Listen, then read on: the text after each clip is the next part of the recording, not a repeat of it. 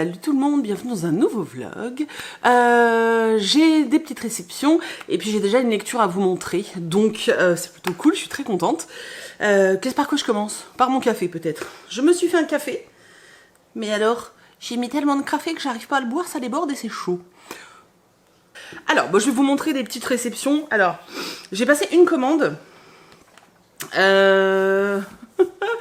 Vous allez vite le voir, je suis en train de tourner un vlog, donc vous le verrez. Enfin, je suis en train de tourner un vlog un peu particulier, donc bon, vous verrez à ce moment-là. Mais du coup, j'ai acheté Campus Driver le tome 3, donc crash test, parce que en fait, j'ai bouffé les 2 premiers tomes et qu'il me fallait la suite. Voilà, c'est tout. Je suis accro, c'est comme ça. Ensuite, je suis en train de commencer une relecture d'une saga. Il s'agit de Le livre perdu des sortilèges, pardon. J'avais déjà lu le 1 et le 2 en e-book à l'époque, et je voulais terminer parce qu'il y a un autre tome, qui arrive début octobre, et du coup je voulais terminer cette saga. Sauf qu'en fait je me suis dit je vais la relire parce que je suis sûre qu'il y a des éléments que j'ai oubliés. Donc je suis déjà actuellement en train de relire le 1. Du coup, je me suis acheté le 2 pour enchaîner, parce que je les avais en e-book, mais j'ai pas envie de lire sur numérique. Voilà, c'est tout. Je sais pas chercher à comprendre. Du coup, dans ma commande, j'ai également, je l'avais repéré et là j'ai craqué. Donc j'ai pris How to Feel for Her de... Alors c'est Elodie Aude Arnolin, plus connue sous le nom de la bouquetilleuse sur les réseaux sociaux. J'avais envie de voir le roman qu'elle avait écrit. J'étais très intriguée, j'aime beaucoup la couverture. Si vous saviez ce que j'aime, les coupes afro comme ça, je trouve ça tellement joli. Bref. J'aime beaucoup la couverture, on dirait que c'est le pont de San Francisco, là, je sais pas. C'est une romance, hein, on est chez Nisha. Derrière, ils mettent « Un cœur brisé peut-il retomber amoureux ?» Voilà. En tout cas, j'avais très envie de voir ce qu'elle avait écrit. Et puis, j'aime bien, tant que je peux. Et puis, tant que je peux, j'aime bien soutenir aussi les nouveaux auteurs. Voilà, donc à découvrir. Donc ça, c'était mes 3 petits achats. Et là, j'ai reçu de la part de Le Duc cette BD. Petite fille deviendra grande de Louis Fégoul et de Marie-Lou Lesage. Donc c'est chez Le Duc Graphique. J'adore la mise en page et le graphisme. J'ai vraiment hâte de m'attaquer à ça. Voilà, donc j'ai hâte de voir ça. Derrière, dans la petite bulle là, hop, il y a écrit « Je te soutiendrai toujours, quels que soient tes choix ». J'aime beaucoup cette phrase. Donc voilà, ça c'est les petites nouveautés. Et je vais vous parler du coup de ma lecture, voilà. Donc j'ai lu ce roman, La librairie disparue de Evie Woods. C'est chez City Édition, voilà. C'est un plutôt bel objet livre. Moi j'aime surtout beaucoup J'aime surtout beaucoup la Dust Jacket. Histoire. Alors, en fait, on a 2 histoires. On est aujourd'hui avec l'histoire de Martha et on est dans les années 20, en tout cas au départ, avec l'histoire de Opaline. Dans les 2 cas, on va être sur l'histoire d'une femme qui rêve de s'émanciper, qui veut de la liberté et qui veut se sentir bien. Alors, dans un premier temps, je vais vous parler d'Opaline. Alors, à chaque fois, c'est alterné au niveau des chapitres. Donc, l'histoire d'Opaline qui commence dans les années 20. Opaline, elle vit seule avec sa mère et son frère. Et son frère a décidé qu'il était temps qu'elle se marie. Donc il lui trouve un époux, sauf qu'Opaline, elle a pas du tout envie de se marier.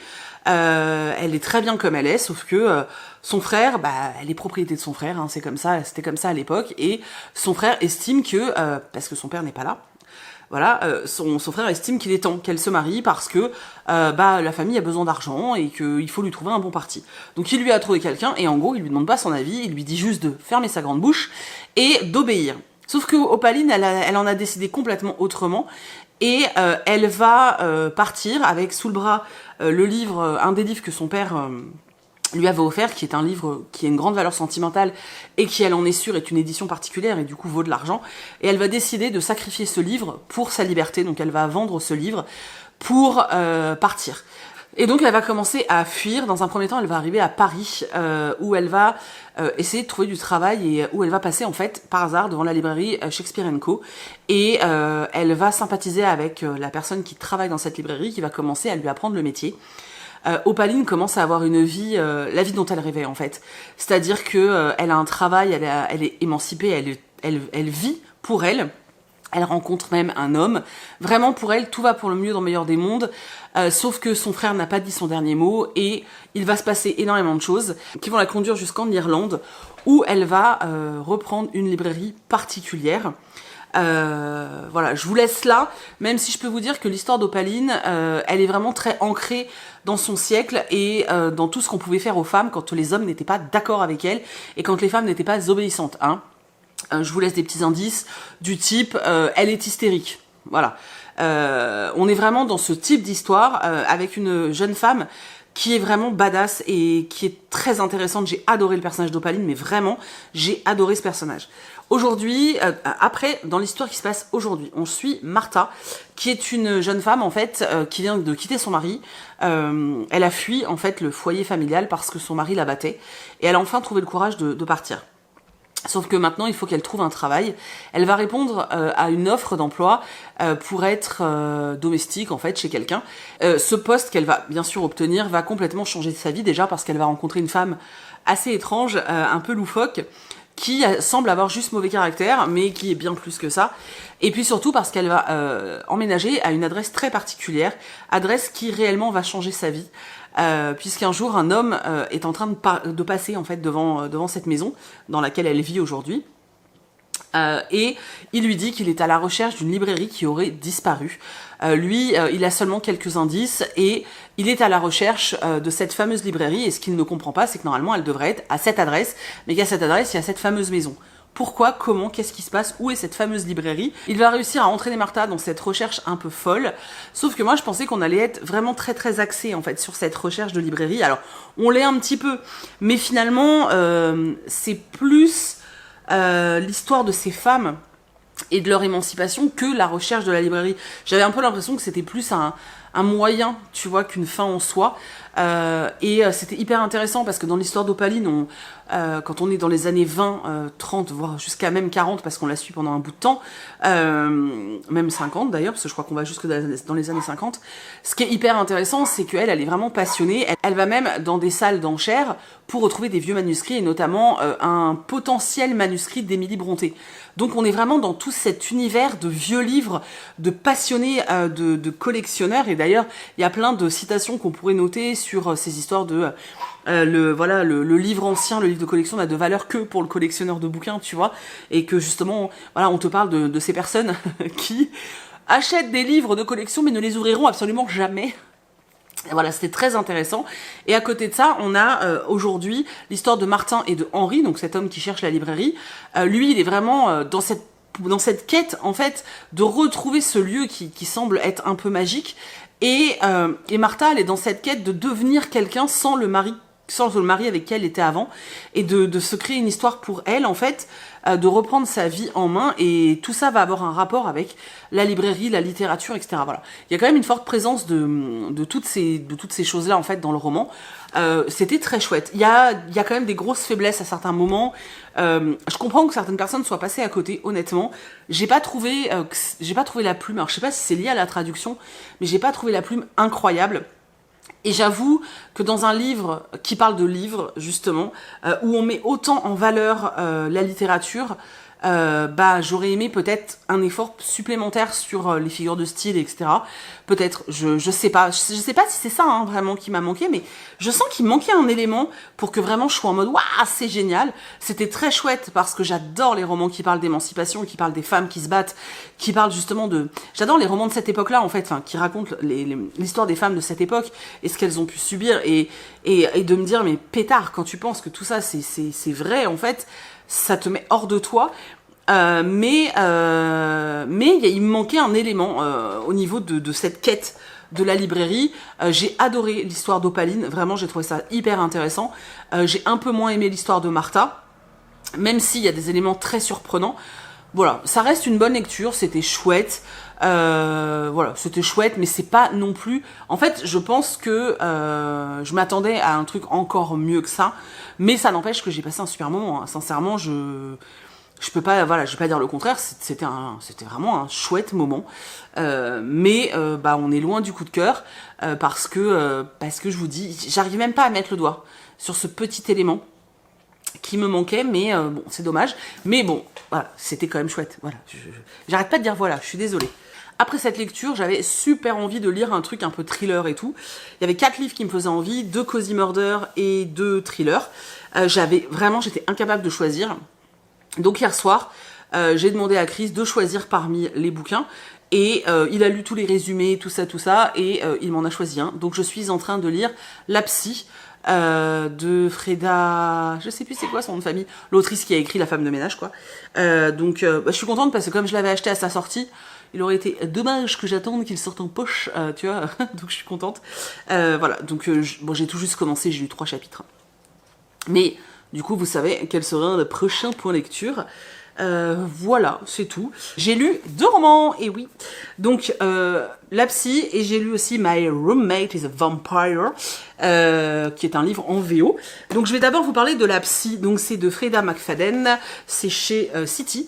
J'avais beaucoup aimé La femme de ménage. Alors, le problème, c'est que moi, La femme de ménage, je l'ai lu assez longtemps après la hype. Donc, c'est vrai que j'ai vraiment beaucoup aimé. Mais j'étais peut-être pas autant emballée que ceux qui l'ont découvert au début, forcément. Même si l'autrice a réussi à me mener par le bout du nez, j'étais pas autant surprise que j'aurais pu l'être. Cela dit, c'était vraiment, vraiment chouette. Alors La Psy, c'était beaucoup trop bien.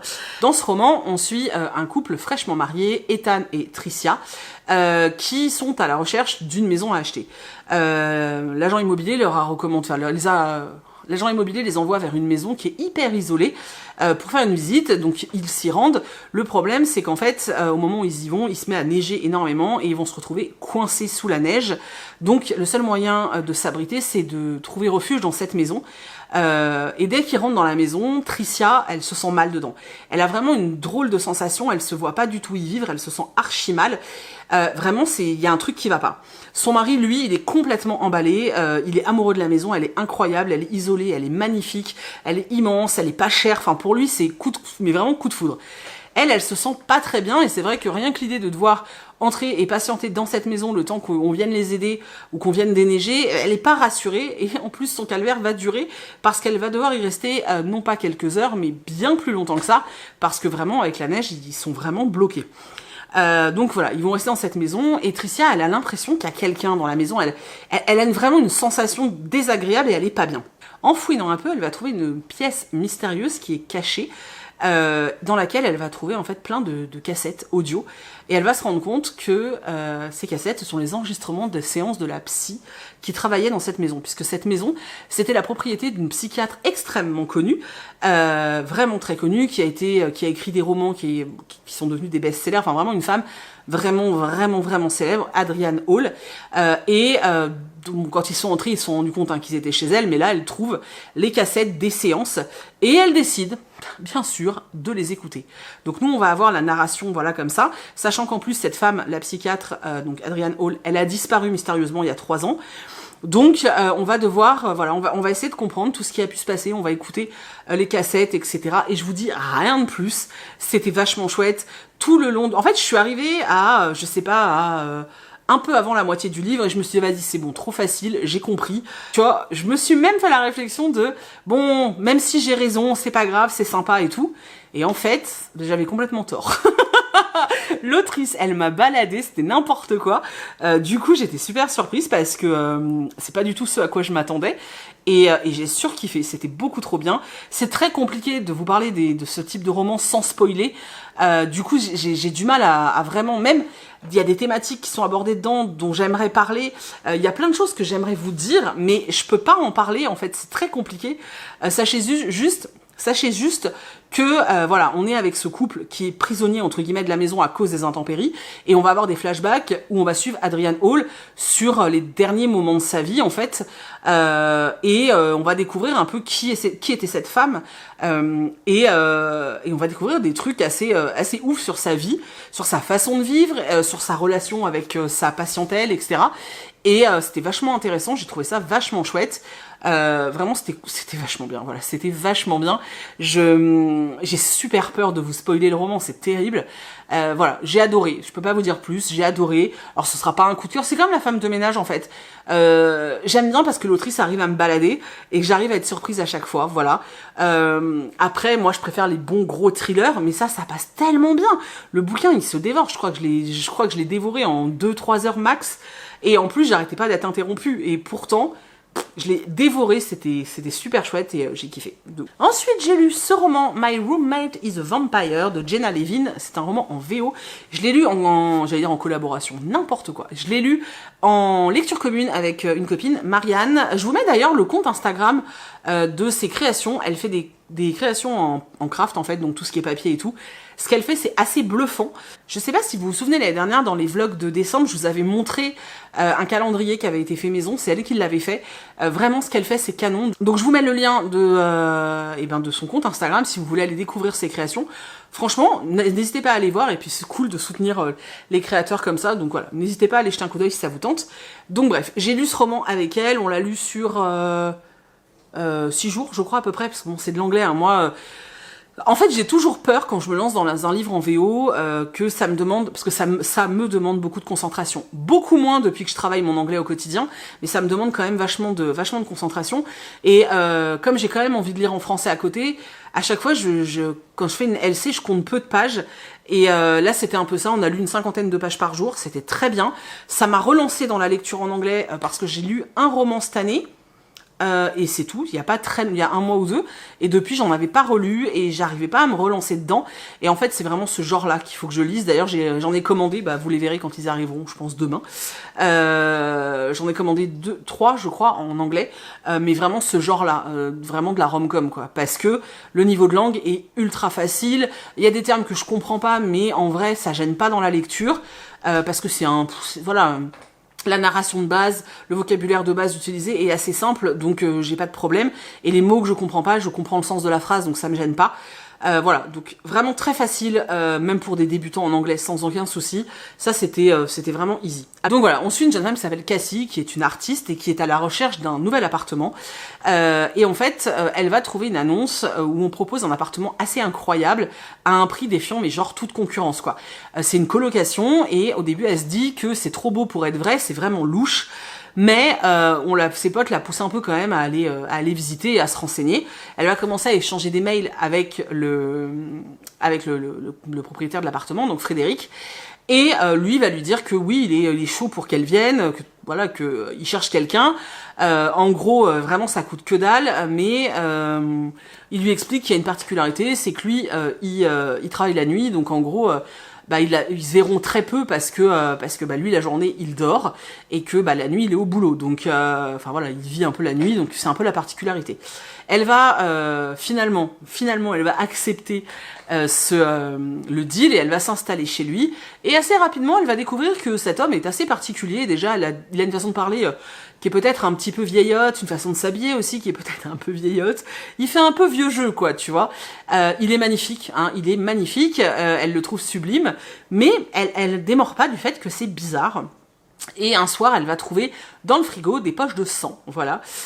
Et c'est là qu'elle va comprendre que Frédéric était un vampire, voilà. Alors on n'est pas sur le vampire à la Twilight, hein, on n'est pas sur le mec qui brille, on n'est pas sur le gars qui part en courant si tu lui montres une gousse d'ail, vraiment pas du tout là-dessus. D'ailleurs c'est très drôle parce que elle, quand elle découvre que ce mec est un vampire, la première chose qu'elle fait c'est de regarder des épisodes de Buffy, donc moi j'étais morte de rire. On a vraiment pas mal de notes comme ça et de rapports avec la pop culture. Alors il y a eu des rapports avec la K-pop, moi j'y connais rien donc je les ai pas compris, mais ça m'a pas gêné plus que ça. Il y a quand même beaucoup de notes après qui ont rapport avec Buffy, avec des choses comme ça, avec Twilight aussi, hein, on t'en parle un peu. Voilà, et on va assister à la naissance d'une romance entre Frédéric et Cassie, mais les choses ne sont pas aussi simples parce qu'il y a des règles quand on est un vampire. Le petit Frédéric, il est un petit peu perdu, il connaît rien à notre vie, et ça donne des situations assez cocasses. Notamment quand il découvre Instagram, il comprend pas du tout l'intérêt de cette plateforme. Pourquoi les gens postent des selfies à moitié à poil, enfin il comprend pas. Il y a plein d'autres trucs, hein, quand il va faire du shopping, il y a plein de trucs vraiment qui pour lui sont hyper étranges, et ça donne lieu à des situations qui sont marrantes. Voilà, c'est une gentille petite comédie romantique qui se lit bien. Alors après, c'est pas voilà, c'est pas le livre le plus intelligent de la Terre, c'est pas le livre dont tu te souviens forcément pendant 107 ans, mais tu passes un chouette moment de lecture, et puis ouais, ça détend, c'était sympa, les petits échanges entre les deux personnages étaient cool, et vraiment le lire en anglais c'était pas du tout gênant parce que déjà je crois qu'il est pas traduit, en plus il est pas cher, et je l'ai acheté il y a pas longtemps et je me suis promis que les romans que j'achetais en VO, je les lisais hein, dans la foulée parce qu'en fait j'avais tendance jusqu'à présent à en acheter pas mal en me disant c'est bon je les lirai au fur et à mesure, sauf que je ne peux pas me permettre d'avoir une pile à lire en VO comme j'ai en français. Je suis beaucoup trop lente, vous voyez, pour lire ce roman qui fait quoi, 330 pages, il m'a fallu une semaine. Donc c'est pas possible en fait, voilà. Alors à côté de ça, j'ai lu d'autres livres en français, mais par contre, j'ai vraiment envie de garder le rythme d'une 50aine de pages par jour en anglais, donc j'attends, là ils doivent arriver aujourd'hui ouais, ou demain, j'attaque le prochain livre VO dès qu'il arrive, hein. Donc encore une petite rom-com, j'en ai commandé 3, donc je sais pas lequel arrive en premier parce que ils n'arrivent pas, c'est sur Amazon, hein. En anglais c'est un peu compliqué de commander autre part, et qu'est-ce que j'allais dire? Et ouais, ils arrivent pas tous les 3 en même temps, donc le premier qui arrivera sera le premier dévoré. Voilà, mais ça c'était sympa, et si vous avez vraiment un niveau débutant, ça, je vous dis ça sera facile, hein, ça passe vraiment. Voilà, c'était une lecture sympathique. Et recoucou, alors je vous reprends parce que j'ai 2 lectures à vous présenter et j'ai plein de réceptions. J'ai vu sur le compte de Céline Lecture, donc c'est son compte Instagram, c'est Céline Lecture, j'ai vu en fait qu'elle avait lu un Douglas Kennedy que je n'ai pas lu, et ça m'a rappelé un que j'avais lu il y a quelques années, que j'avais adoré, et j'ai eu très envie de le relire. Sauf que je l'ai plus, et d'ailleurs je me demande si je l'avais pas lu en numérique à l'époque. Bref, donc je l'ai acheté, et j'ai acheté celui que Céline a lu parce qu'il a l'air vraiment chouette. J'aime bien quand l'auteur part dans des critiques, entre guillemets, un petit peu de la société américaine. Je trouve ça extrêmement intéressant. J'aime beaucoup les auteurs qui font ça. Il y en a pas mal qui le font. Hein. Joyce Carol Watts le fait, j'arrive jamais à le dire. Il y a le King le fait aussi. Enfin voilà, il y a beaucoup d'auteurs qui le font, et c'est un truc que j'aime beaucoup. Donc celui que moi j'avais déjà lu, c'est celui-ci. Les hommes ont peur de la lumière de Douglas Kennedy. Donc voilà, là on parle des cliniques d'avortement aux États-Unis, donc j'avais vraiment beaucoup aimé, c'était très chouette. C'est pas un roman très long, il fait 300 pages. Je l'avais lu, je vous dis, je crois que je l'avais lu en numérique, et j'avais très envie de le relire, donc je vais relire ça, donc c'est pour ça que je l'ai racheté. Et celui dont Céline a parlé, c'est celui-ci, et j'étais complètement passée à côté. Donc c'est Et c'est ainsi que nous vivrons de Douglas Kennedy. On est un peu dans un truc dystopique parce qu'on est en 2045. Il y a eu une nouvelle sécession, l'Amérique est scindée en deux. Et ça va partir en cacahuète, je pense, hein, quand même. Il est un peu plus long, celui-là. Ouais, 450 pages. Mais alors ça m'intéresse de fou. J'ai trop envie de le lire. Donc merci Céline pour l'envie. Oui, alors quand j'ai commandé ces deux-là, je les ai commandés sur le Vilain A.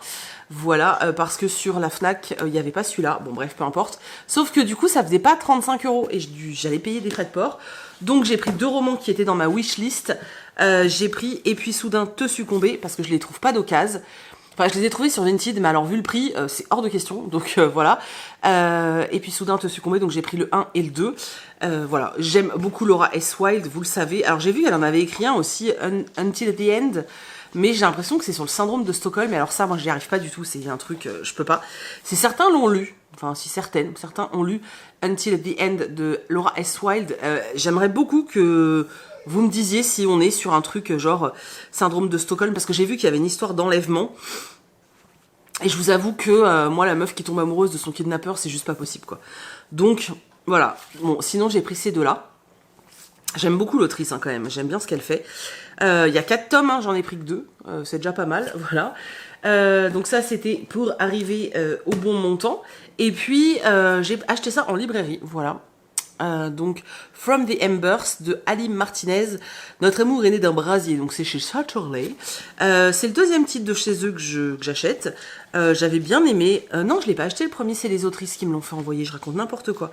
Je viens d'avoir un flash d'un seul coup. J'avais bien aimé, c'était la petite romance là au XXe siècle. Et celle-là, ça a l'air d'être un peu plus... je crois que c'est une histoire genre, il y a le feu, un mec croit sauver sa femme, il la sort et en fait, quand il sort du bâtiment en flammes, je crois hein, que c'est ça, quand il sort du bâtiment en flammes, c'est pas sa femme, c'est une autre femme. Donc il a sauvé une autre femme que sa femme. Bref, je crois que c'est un truc comme ça. En tout cas, quand j'ai lu le résumé, je me suis dit j'ai trop envie de dire ça. Voilà. C'est d'ailleurs le seul grand format que j'ai acheté. Ensuite, j'ai eu des réceptions, donc des services presse. Alors celui-ci, je vais le lire bientôt. Alors je vous ferai une vidéo spéciale avec toutes les rentrées, enfin avec les livres de la rentrée littéraire que je lis. Et vous l'aurez fin août, début septembre, je pense. Mais voilà, celui-là, il me faisait beaucoup trop envie. Donc c'est le dernier voyage de Momoko Hidaka, de Shisako Wakatake. Donc c'est chez Nami. Déjà, j'aime beaucoup la couverture. Et vraiment, ce roman, j'ai trop envie. Voilà. J'ai vraiment trop envie et on va suivre une mamie de 80 ans. Voilà. Donc, merci beaucoup. Ensuite, j'ai reçu les sorties, enfin les futures sorties de chez Gulfstream. C'est vrai que j'en ai pas mal là à lire de chez Gulfstream, mais j'aime tellement cette maison d'édition, c'est un truc de ouf. Pour la jeunesse, vraiment, hein, vous voulez une valeur sûre pour vos gamins, vous foncez chez Gulfstream. Même si vous aimez la littérature jeunesse, vraiment foncez chez eux. Au niveau même imaginaire et tout, c'est vraiment top ce qu'ils font, moi j'adore. Donc, j'avais demandé celui-ci. C'est le prochain Charlotte Bousquet. Donc, c'est Le Royaume des Reflets, le tome 1, La Mélodie des Ombres, donc de Charlotte Bousquet. Voilà, je regardais s'il était illustré, mais il ne l'est pas. Je ne fais pas de résumé parce que, bon, c'est un jeunesse, je vais vous en parler bientôt. Alors celui-ci, l'auteur me l'avait déjà pitché, donc j'avais trop envie. Il s'agit de Héloïse, mousquetaire du roi, chez Étincelle, donc c'est de Jean-Luc Marcastel. J'adore cet auteur. Franchement, si un jour vous avez l'occasion de le rencontrer en salon, allez-y, vous allez vous marrer. Il est gentil, il est drôle, vraiment top. Donc là, il est illustré, on est sur du jeunesse, on est sur du... Étincelle, oui, c'est du jeunesse. J'aime beaucoup cette collection. Après, je les passe. Après, je fais circuler au plus petit autour de moi. Bon, mes nièces, elles sont un peu grandes maintenant. Et le tome 2 des Chroniques de Nîmes. La Voix des Gardiens, voilà. J'avais pas envie de lire le 1 sans avoir le 2 sous la main. Et je suis trop contente, je vais pouvoir les lire tranquillement. Et on a une carte. Voilà. Donc ça, c'est Gulfstream. Et ils m'ont envoyé une box. Alors, attendez, je vais essayer de cacher... hop. J'ai reçu une box là pour la sortie, une sortie de chez eux. Alors, j'ai juste coupé le scotch, mais je ne l'ai pas ouverte. On va l'ouvrir ensemble. Je voulais faire un unboxing sur Insta, mais en fait, j'ai vu qu'il y avait déjà 50 000 unboxings sur Insta. Donc moi, je fais un unboxing sur YouTube. Ah, je fais une rebelle. Donc voilà. Oh, c'est beau. Oh là là. Les maisons d'édition qui investissent comme ça pour faire même le carton. Alors, qu'est-ce qu'il y a écrit ? Bienvenue à Césarée, empire du soleil, des trahisons et des complots. Ce roman t'amènera au cœur de l'empire, dans les couloirs de l'Hélion, palais de la Maxima Livia. Prends garde, car sous sa surface blanche et or se cachent 1000 secrets. Que le soleil de Césarée brille sur toi, à moins qu'il ne te brûle. Et si vous saviez comme j'aime les romans qui parlent de cette époque. Alors, on a, donc bien entendu, on a le livre qui est là. On va le regarder ensuite avec des petits mots. Dedans, j'ai également donc 2 sachets de thé. Thé vert en plus, trop bien, c'est le seul que je bois. Donc thé vert, jasmin, alors thé du Vietnam, voilà, donc 2 sachets de thé. J'ai un pochon en or. Vous croyez qu'il y a des lingots, des pépites? Un truc avec le soleil. Ah oui, oh, il est beau. Ah, il est super joli, je suis trop contente. Alors je vais essayer... Non, Weasley, c'est pas pour toi, mon amour. Je vais essayer de le mettre quelque part. Donc c'est un Suncatcher. J'adore ça. Bah, vous voyez ce que ça fait sur mon bras? Ah bah, ça le fait plus. Voilà, vous voyez là ce que ça fait? En fait, vous le suspendez quelque part, pas très loin d'une fenêtre. Et le soleil, quand il traverse le caillou, le diamant, et ben en fait, ça fait des reflets multicolores sur les murs. C'est magnifique, j'adore ça. Alors, Bibouille, ça la rend un peu folle, elle essaie toujours de les attraper, mais c'est trop beau. Donc là, il y a un soleil, forcément, vu que c'est un peu la thématique. Ouais, ah, je suis super contente. Faut que je regarde où est-ce que je l'accroche, sans que Bibouille essaye de l'attraper. Mais ça, c'est très mignon. Et ça va me servir. Donc maintenant, je vais ouvrir le petit nœud rouge. Ouh. Alors, on a... Oh, il est beau le truc. Alors, déjà, on a... Je sais pas si vous voyez, hop. On va essayer d'ouvrir ça proprement. Je pense que c'est le communiqué de presse qui est dedans. Donc c'est ça. C'est trop mignon. Donc ça sort le... Non, non. Elle veut le communiqué de presse. Je me fais attaquer. Allez, descends. Donc c'est bien le petit communiqué de presse. Et là, on a chère lectrice, nanana. Ben, c'est l'autrice, je pense. Voilà, ensuite on a... Oh, elle est belle l'affiche. Franchement, et voilà, je sais pas si vous pouvez voir, il y a des... Ça fait pas le focus.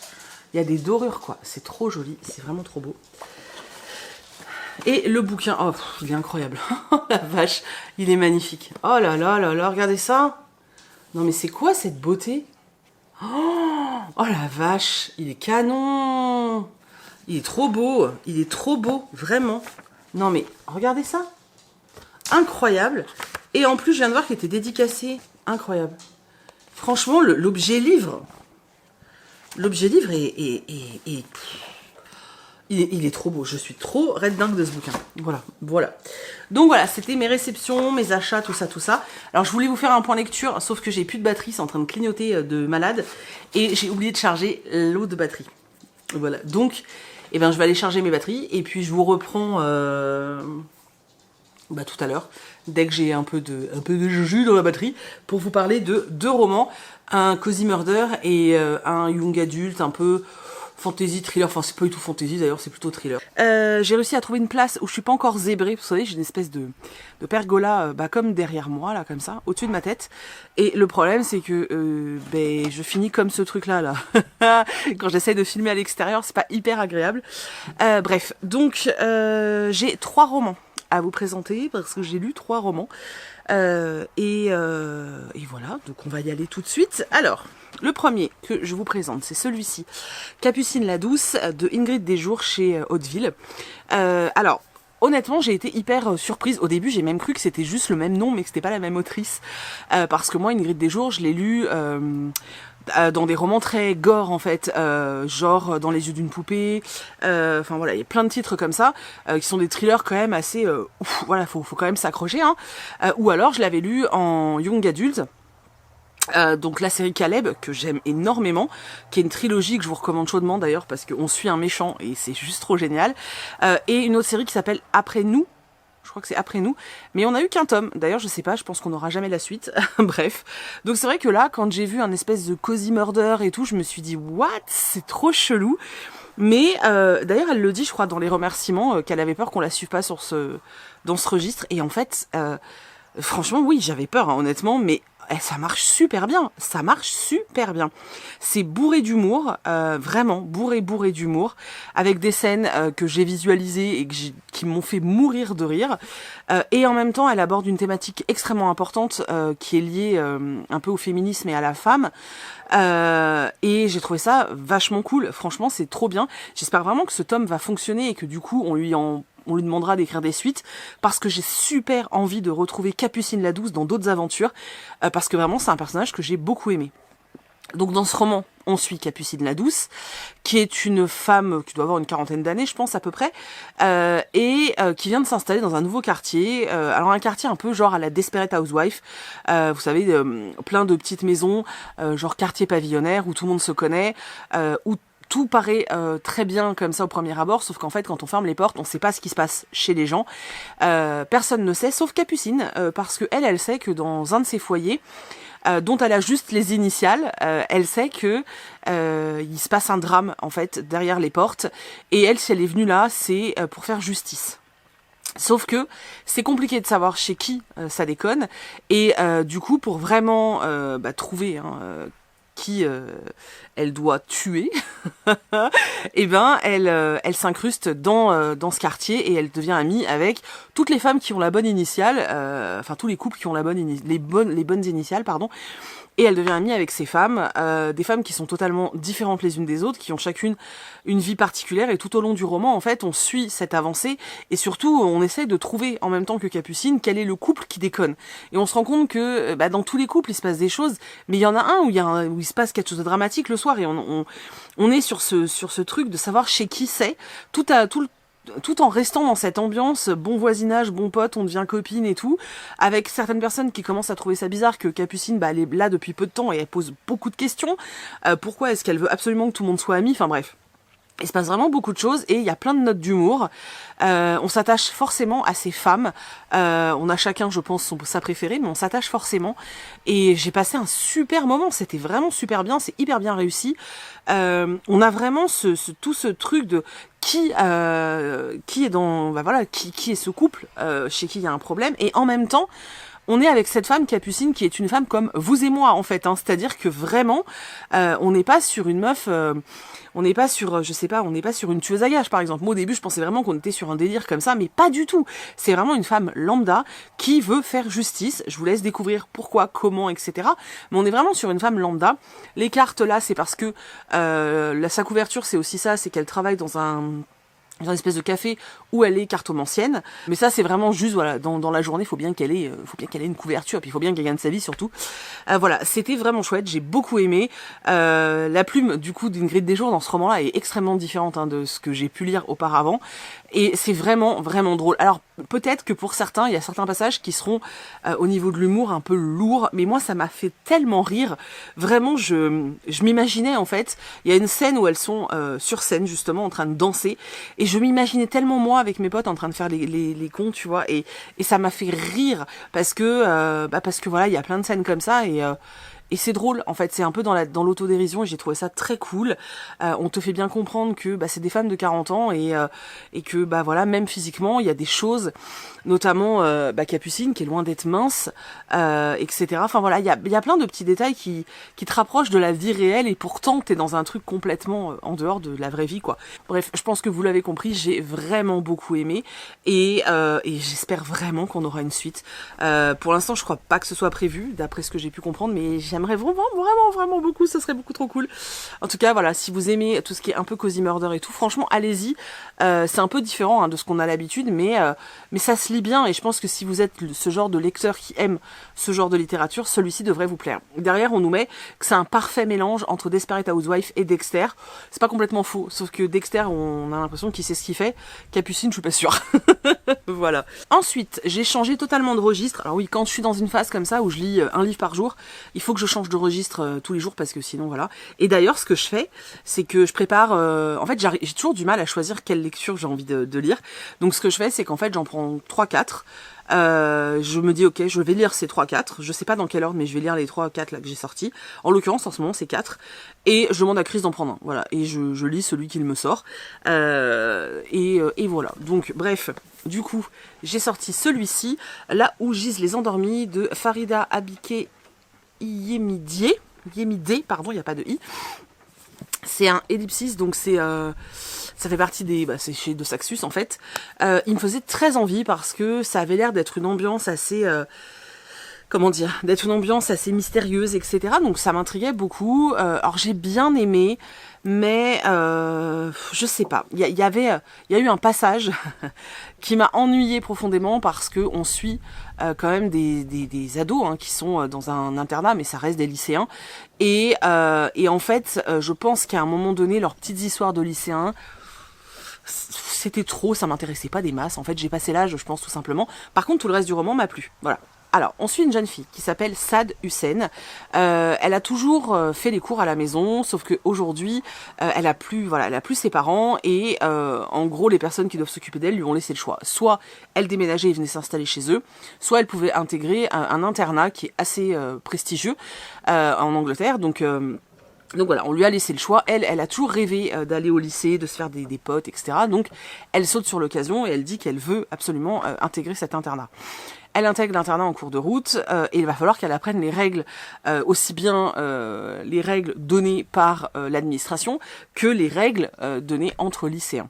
Quand elle arrive, on lui donne ce qu'on appelle des frères et sœurs, donc des gens qui vont l'aider, et notamment une jeune fille qui s'appelle Elisabeth, avec qui elle va partager sa chambre, pardon. Donc ça va être un peu son seul repère quand elle arrive, parce que c'est vrai qu'au départ, il y a des groupes, il y a des codes à respecter, un peu comme dans tous les lycées américains surtout. Bref, et donc elle essaie de s'intégrer comme elle peut. Elle fait la connaissance de cette fameuse Elisabeth et du meilleur ami de celle d'Elisabeth. Voilà, elle essaye de s'intégrer comme elle peut, comme ça. Sauf que très rapidement, Elisabeth va disparaître. pour tout le monde, en tout cas pour l'administration, etc., c'est simplement qu'elle est repartie. C'était pas la meuf la plus populaire en fait de l'internat. Et du coup, voilà, ils ont reçu un soi-disant mail d'une tante qui n'existe pas. C'est ce que lui dit son meilleur ami après, mais voilà, qui dit qu'elle est juste rentrée chez elle et puis c'est tout. Donc au début, tout le monde accepte ça, sauf son meilleur ami Baz et Sad, parce que elle se rend compte qu'il y a un truc louche, donc elle va commencer à vouloir mener une enquête et savoir ce qui est arrivé à Elisabeth, et à côté de ça elle va se retrouver intégrée à certains groupes d'élèves, et tout ça va mener, enfin, et tout ça va être autour de cette fameuse enquête pour savoir où est Elisabeth, qu'est-ce qui s'est passé et est-ce qu'il y a eu d'autres choses dans cet établissement. Alors il faut savoir que cet établissement regorge de gosses de riches qui font des conneries, et il y a des sociétés secrètes. C'est un peu la thématique en vrai de ce roman. Je sais pas si c'est un spoil de vous dire ça, en tout cas je pense que c'est important de le savoir, ça peut vous donner envie de le lire, donc je trouve ça important. Par contre il y a un gros trigger. Alors ils y sont, hein, les avertissements dans le livre, je les ai vus. Ouais, ils sont là, mais il y en a un dont qu'il faut quand même connaître, je pense, c'est qu'il y a certaines parties qui abordent des thématiques telles que le viol. Et voilà, je préfère quand même le signaler. On n'a pas de détails et on n'a pas voilà, on n'est pas dans un roman qui nous détaille des scènes, etc. Mais c'est quand même un sujet qui est plusieurs fois abordé, donc je trouve que c'est important quand même de le savoir. Voilà, donc on est dans cette enquête, et puis forcément on est aussi dans la vie de Sad quand elle essaie de s'intégrer à cet établissement. Et moi c'est cette partie-là que j'ai trouvée longue, et je trouvais que ça cassait un peu le rythme de l'enquête et des révélations, etc. Et c'est ce qui m'a gênée. Du coup, on est sur un roman qui fait 650 pages, et honnêtement, moi, j'aurais préféré qu'il en fasse que 400, tu vois. Parce que je trouve que, je pense que par rapport à mes goûts, ça aurait été beaucoup plus dynamique, on se serait moins attardé sur les petites amours d'un tel, d'une telle et tout, et les bavardages qui parfois n'apportaient pas grand chose, mais encore c'est juste par rapport à mes goûts. Il y a certaines personnes qui vont sûrement adorer, parce que justement ils vont trouver que toutes ces ce que moi je trouve être des longueurs, pour eux ce sera peut-être une façon de se sentir plus proche des protagonistes. C'est fort possible, hein. Mais c'est vrai que moi, ça m'a gêné, ce qui fait que voilà, ça reste une lecture, c'était sympa, c'était pas fou, sincèrement je le relirai pas, je pense que si je ne l'avais pas lu, ça ne m'aurait pas manqué dans ma vie de lectrice, mais j'ai passé quand même un moment agréable, c'était sympa, ça se lit super bien. Alors il fait 600 pages, enfin 650 pages, mais c'est écrit vachement gros, et vous voyez c'est assez aéré, donc ça se lit quand même très vite. Voilà, c'était sympa. Maintenant, je m'attendais à un truc avec une ambiance peut-être un peu plus lourde, ce qui n'était pas le cas. Vous savez aussi que j'aime beaucoup tout ce qui va être young adulte avec des mystères et du suspense, etc. Je trouve ça hyper intéressant parce que pour moi, ça forme les futurs lecteurs de thrillers, donc je trouve ça super cool. Voilà, donc c'était sympathique, c'était pas complètement dingue. Je pense que certaines personnes vont adorer, par contre. Je pense notamment à toutes ces personnes qui aiment, je sais pas, Meurtre, mode d'emploi, c'est ça? Toutes ces séries là qui sont sorties de McManus là. C'est McManus ou oh, je sais plus. Macus à la fin. Je me souviens plus de son nom. Peut-être ceux qui ont aimé Inheritance Game aussi, même si c'est quand même pas exactement la même chose. Ou ceux qui avaient aimé November Killer ou un truc comme ça. Non, je me souviens plus des titres, c'est terrible. Tellement ça m'intéresse pas plus que ça. Bon bref.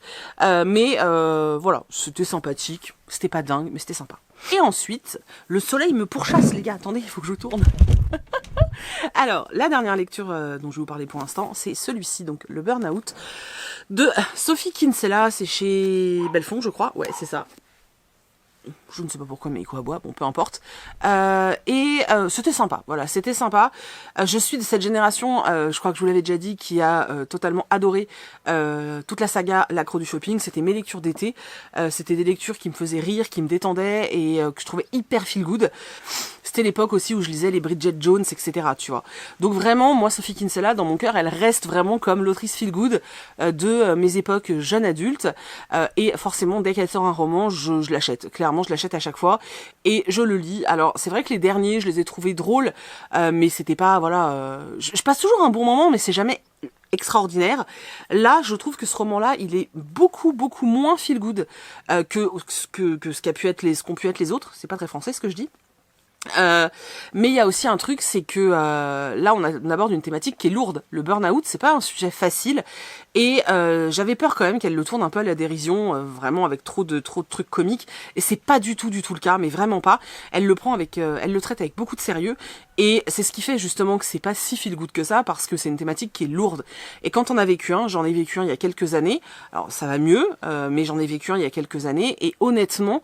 Quand je lisais ce que vivait le personnage principal, ça me, tu vois, j'étais en mode, ok, ouais, tout ça je l'ai ressenti, je le ressens là en parlant, ça remonte un peu ce que j'ai vécu à un moment, et c'est pas, voilà, c'est quand t'as vécu un burn-out, c'est pas forcément facile de lire ça, mais ça prouve que c'est bien fait. Donc ça c'est plutôt chouette. Donc là on suit une jeune femme qui s'appelle Sacha, qui travaille pour une start-up, et en fait elle se met voilà, elle est en plein burn-out en fait. Dans sa boîte, il y a plein de gens qui sont partis, elle se retrouve avec une charge de travail qui est démesurée pour un être humain, c'est impossible. Ce qui fait qu'en fait elle se retrouve avec du retard dans ses mails constamment, avec ce stress tout le temps, où elle passe son temps à essayer de rattraper les mails en retard, mais en même temps, dès qu'elle répond à un mail, elle en a 4 qui arrivent. Vraiment, c'est une charge qui est insupportable. La hiérarchie ne l'écoute pas. Enfin bref, elle vit un cauchemar. En plus, dans son entreprise, ils ont fait appel à quelqu'un, une espèce de coach, qui lui rajoute finalement une charge et du travail. Enfin, c'est juste horrible. Jusqu'au moment où elle pète complètement un plomb. Alors la façon dont elle pète un plomb m'a vraiment fait marrer, mais je vous laisse découvrir parce que ça c'était drôle. Donc voilà, elle pète un plomb, et de là le médecin lui dit faut que vous leviez le pied. Donc il lui fait un arrêt de 3 semaines et lui dit là il faut souffler. Sa famille est quand même vachement inquiète, notamment sa mère et sa sœur, puisqu'elle a plus son papa. Et sa mère va lui dire écoute, moi je sais ce qu'il te faut, il faudrait que tu retournes. Alors je me souviens plus comment ça s'appelle le lieu, Rylstone Bay. Voilà, il faudrait que tu retournes à Rylstone Bay. En fait c'est le lieu où où elle a passé ses vacances quand elle était enfant, jusqu'au décès de son papa. Ensuite ils y sont plus retournés, et sa mère lui dit écoute, là on est en février, basse saison, ça va coûter cher, tu vas être tranquille, tu vas pouvoir souffler et renouer avec ton toit et tout. Enfin ça va être vachement bien. Elle lui donne plein de missions, elle lui confie plein de trucs à faire et tout. Enfin bref. Donc Sacha se dit que c'est une bonne idée, elle prend le train et hop, direction la côte.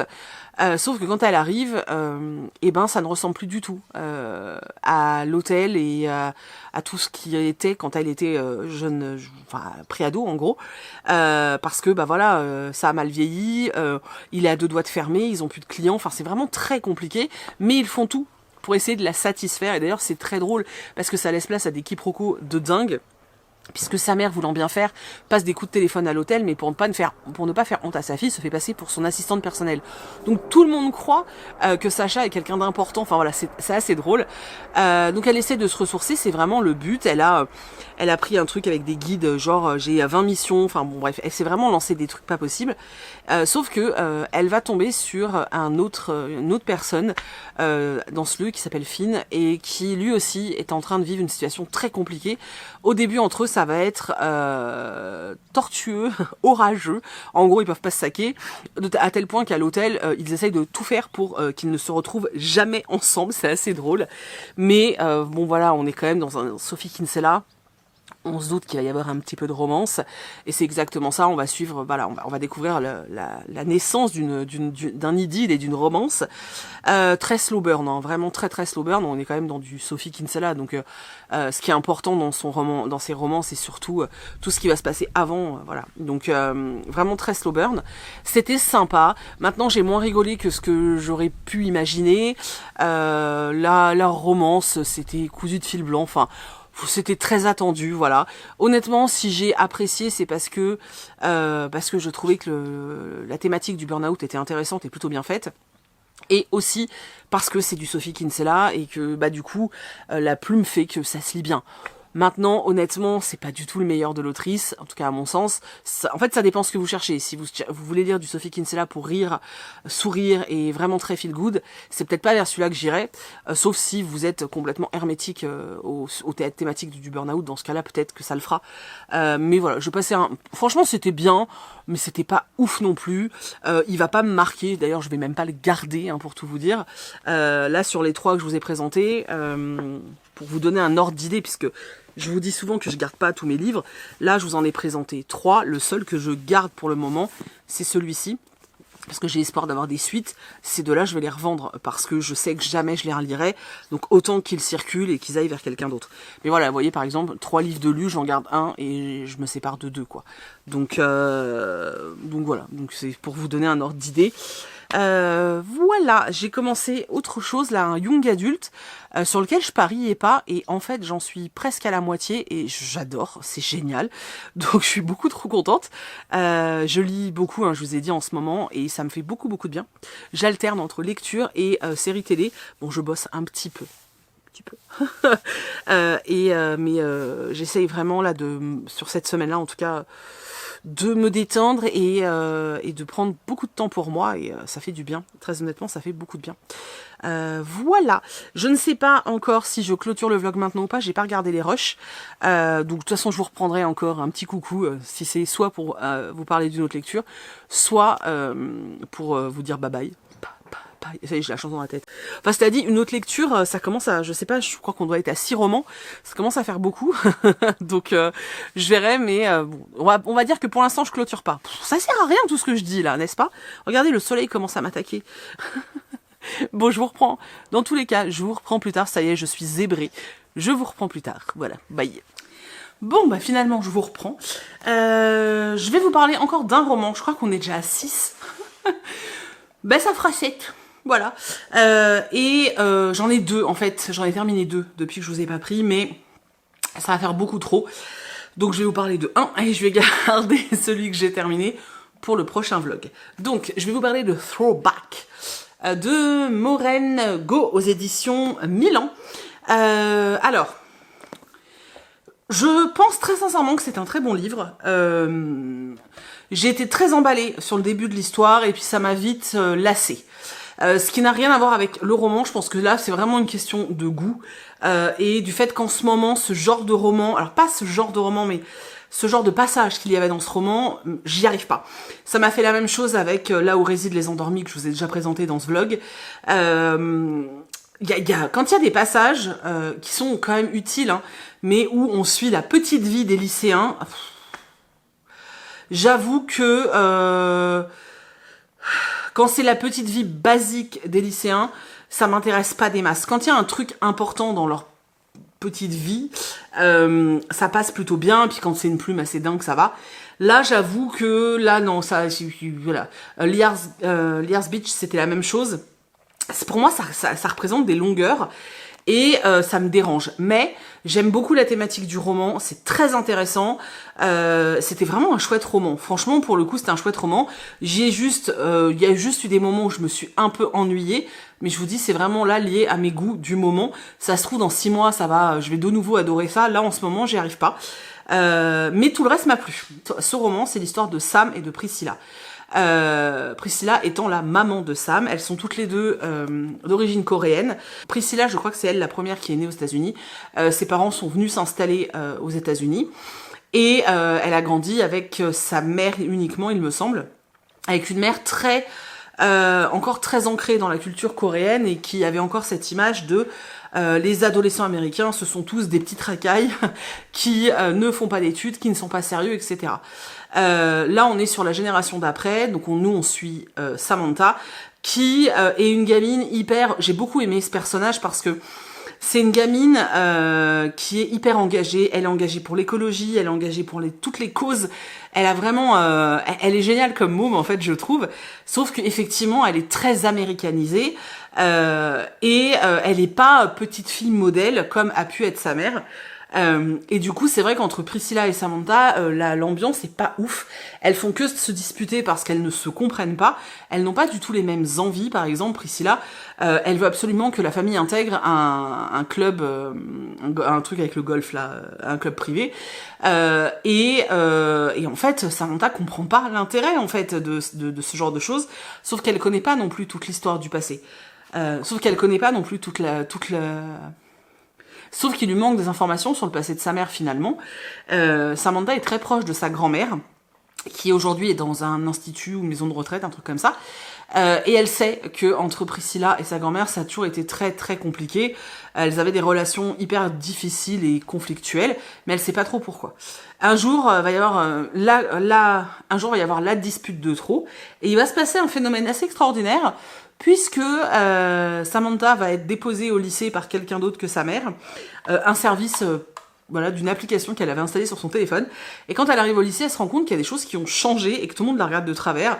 Et en fait, c'est tout simplement parce qu'elle a fait un retour en arrière et qu'elle se retrouve au lycée en même temps que sa mère.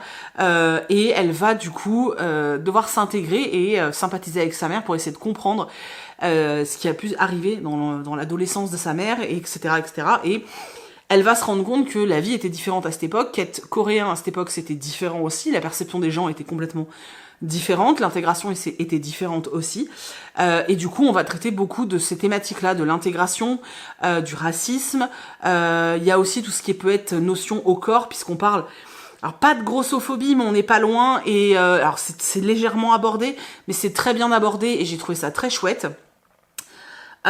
Toujours cette notion de, c'est mon, enfin, en fait, comme dans le dernier livre dont je vous ai parlé, où il y avait vraiment cette notion forte de mais après tout, c'est mon corps, qu'est-ce que t'as à juger mon corps, tu vois?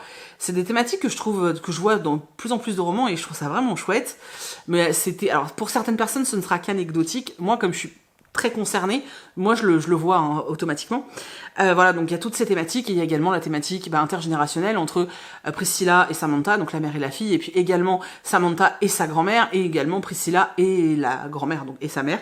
Il y a, quand on est au lycée, il y a quand même des histoires de lycéens, notamment de reines du bal et tout, qui moi pour le coup me passionnent pas du tout, et c'est vrai que je pense que c'est ces parties-là qui m'ennuyaient un petit peu, même si elles sont utiles et nécessaires à l'histoire, pour l'avancée de l'histoire en tout cas. C'est vrai que moi c'était pas des trucs qui me passionnaient. Je pense que c'était des passages où je m'ennuyais un peu, enfin où j'étais moins à fond dedans, on va dire. À côté de ça, on a quand même, c'est un gros clin d'œil à Retour vers le futur, et c'est vraiment mes films fétiches de mon enfance, donc forcément, voilà, gros côté nostalgie que j'ai beaucoup aimé. Puis toutes les thématiques abordées étaient vraiment chouettes, franchement c'était vraiment vraiment cool. Et puis on voit, puis il y a aussi ce côté par rapport à Samantha qui est une gamine, je vous ai dit, qui est très ouverte et très très éveillée sur la situation et sur l'époque dans laquelle elle vit.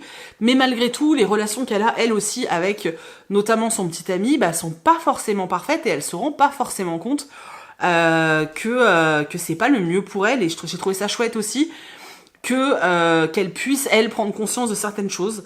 Voilà, c'était cool. En fait, c'est un peu un mélange entre Retour vers le futur et Freaky Friday, vous voyez, c'est un peu ce truc-là. C'était chouette. Donc tu prends ces deux films-là, tu saupoudres de culture coréenne. Donc voilà, je vous dis, c'était cool. Moi, j'ai trouvé ça, dans mon expérience de lecture, c'était moyen, je me suis pas éclatée en le lisant, mais je trouve que les thématiques sont extrêmement bien traitées, que c'est extrêmement bien fait, et je pense que si je l'avais lu à un autre moment, je l'aurais juste adoré, ce roman. C'est juste que ouais, en ce moment, je sature un peu, je pense, de ces passages un peu longs, avec des enjeux de lycéens. En fait, je me fais peut-être vieille. Non, je pense pas. Je pense pas que ce soit ça, puisque voilà, je lis du young adulte depuis très longtemps, mais je pense que c'est juste, voilà, actuellement, ces thématiques-là m'ennuient, en fait. Donc, voilà, je pense que c'est juste ça. Mais mais ça reste vraiment un très très bon livre. Et si vous avez envie de lire un livre sur cette thématique, franchement, allez-y, c'est vraiment bien foutu. Et si vous avez adoré Retour vers le futur, vous allez kiffer, hein. Honnêtement, vous allez kiffer, parce qu'on est vraiment dans le même genre. Franchement, on est dans le même genre, et c'était vachement chouette. Franchement, pour le coup, c'était vraiment chouette, même si moi, mon expérience de lecture était moyenne. Voilà. Je pense que vous avez compris. Voilà pour cette lecture. Du coup, je vais clôturer le vlog ici. Voilà, c'est tout. J'espère en tout cas que vous avez fait des découvertes.